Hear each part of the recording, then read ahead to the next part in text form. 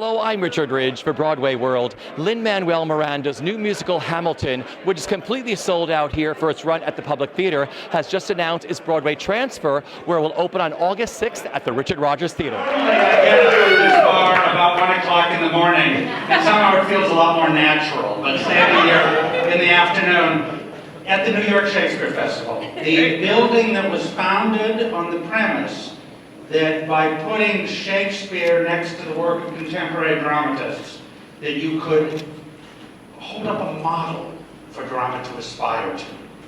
And I have to say, Lin-Manuel Miranda is Shakespearean in his ambition and in his achievement. What he has done is what Shakespeare did. Take the language of ordinary people, raise it to verse, and by doing so, ennoble both the speakers and the language itself.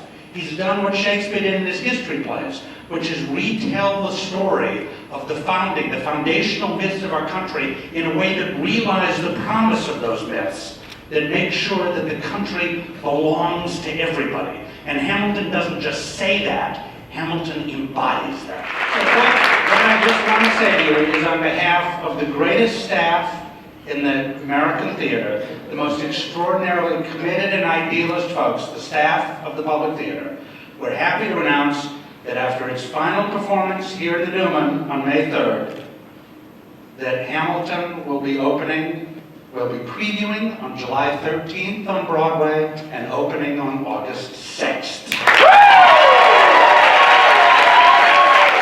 Tell me what today means to you, Oskar. This is a thrilling, thrilling day for us. This means that the public is continuing its fantastic tradition of doing work that speaks to the moment, that speaks of our time. Even though this is about the founding of our country, this is a play, a musical about now. And the fact that it is such a great musical and that it's being received so rapturously is thrilling. Working with Lin-Manuel and his team, what that's meant to you.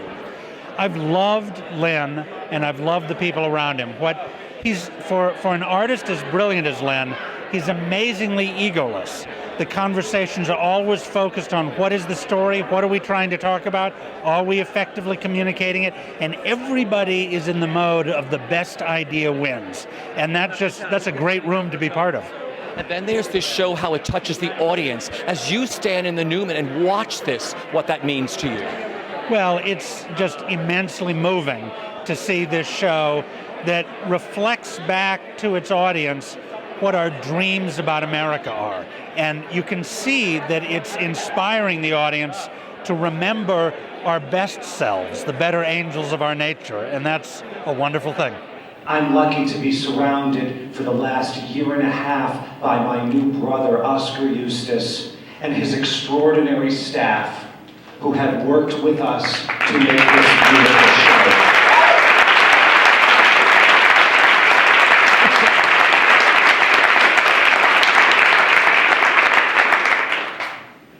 And of course, I'm just lucky to be in the room where it happens. In this room, with these brothers, with Lynn and Alex and Andy and Tommy, supporting these artists who have made this show that moves me. A show that has the power to make me feel like that's my story. And my greatest dream for the next 6 months and the next 6 years and beyond is that we tell our story to 11,000 people a week at the Rodgers and then beyond, and keep making more and more people feel like that's my story. History is happening in Manhattan, and we just happen to be in the greatest city in the world, in the greatest theater downtown, with a show that is so great, that is so moving, and that is so rollicking and entertaining. It's a happy day. I just love how it touches audiences too. I've been lucky enough to see it twice already down here, so I've been very, very lucky. Yes. What is it like for you sitting in the house and watching the reaction that the audience has with this show? This show, like all of my great shows, never stops surprising me. It doesn't stop surprising me as an audience member. as an emotional being who, where I get emotionally impacted by different parts of the show every time I see it, it doesn't stop surprising me as an intellectual being when I still catch new lyrics and new puns and new meanings in Lin's extraordinary words. And then it doesn't stop surprising me how 75-year-old men are enjoying it as much as 15-year-old girls, how white people and brown people and black people are enjoying it, and old people and young people. I've never yet had a show that's affecting such a wide swath of the population. And that's what's saying to me, it's all of our show. Yeah. And working with the team again, I mean, working with Lin and Tommy and Alex and Andy. These guys are my brothers. Yeah. I love them. And I'll go anywhere with them. What was that first performance like here in front of an audience and you realized how this piece touched them? You know, actually, it was, the first performance wasn't absolutely overwhelming. When we started Heights and people didn't know what to expect, their hair blew back. Here, we knew the brilliance of the piece and like the importance of the piece, and so we were actually in the thick of it on the first performance. We were ready to start working. So it wasn't like a graduation like we had arrived, it was like we just went to the starting line. And so by the time we went to opening night, I felt that rush, that rush of we really did it. And so to me it was great because this whole team, more than any show I've ever been involved with, stayed in the zone the entire process. And now we're really looking forward to going back in the zone and improving the piece for the future. And you're going back to the Rodgers. Which I love. You know, I did Steel Pier there as a performer and then Heights, so it's really great to be there. We were just here. Is it all surreal for you two? Tell me. Yes, we're kind of speechless. Yeah. I mean, definitely our expectation was super high, but it continues to meet our expectation. We're so excited. I'm blah, blah, blah. That's how I feel. It's Philippa Sue's Broadway debut. This is my Broadway debut. And we spoke the other night. Broadway will never be the same. I mean, the journey you're taking on this show, this doesn't happen. No, I clearly not. And like my bones and my heart and my soul can feel how historical this day and moment is. Oh my God, I can't. Anytime Oskar stands up on the bar. I know, the bar speeches. Yes, he could make anything momentous, but this is actually one of the best days of our lives. We're very excited. And also how this show touches audiences, what that means to you. You can see the audience, you feel it. What does that mean to you?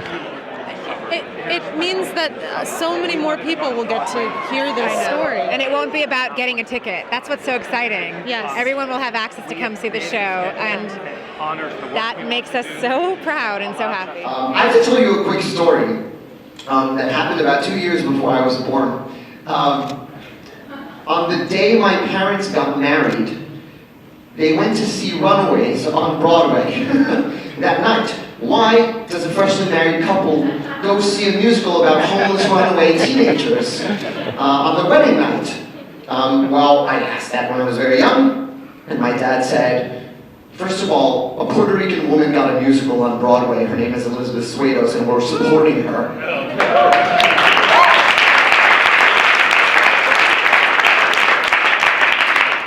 And second of all, I haven't seen the show yet, but the show started at the Public Theater, where Chorus Line started, where Hair started, where Miguel Piñero was allowed to write Short Eyes. And I have wanted to work at the Public as long as I have known I wanted to be a writer. So this run at the Public is a dream come true, and thank you to the Public staff and everyone who has supported us every step of the way. It's been amazing, and I can't wait to finish the run and just completely live here for the next few months. I'm really excited. Two, there's a line in Hamilton's first letter. In the first letter we have from Alexander Hamilton. He's a clerk in St. Croix. He's miserable. And he says, I mean to prepare the way for futurity. And I may be said to be building castles in the air. Would we have seen such schemes successful when the projector is constant?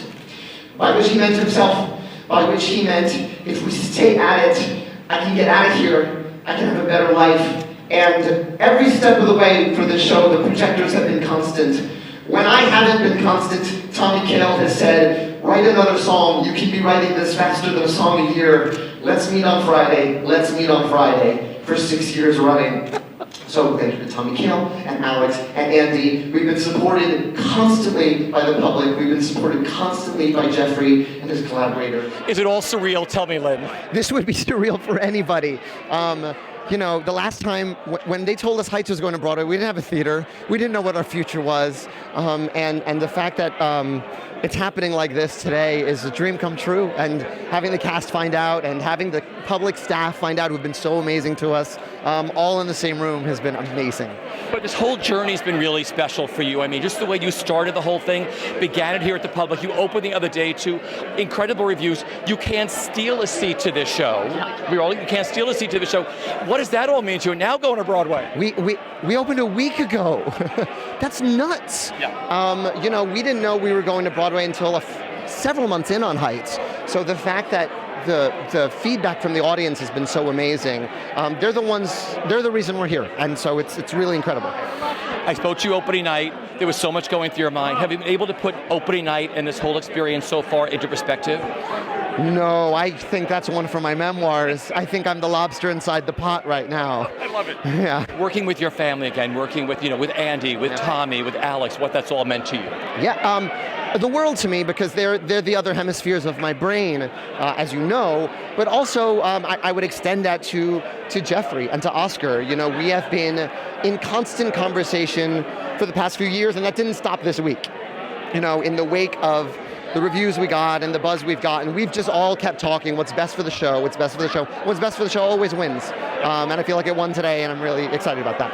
And just the way this show has been touching audiences and will continue to do that, what that means to you.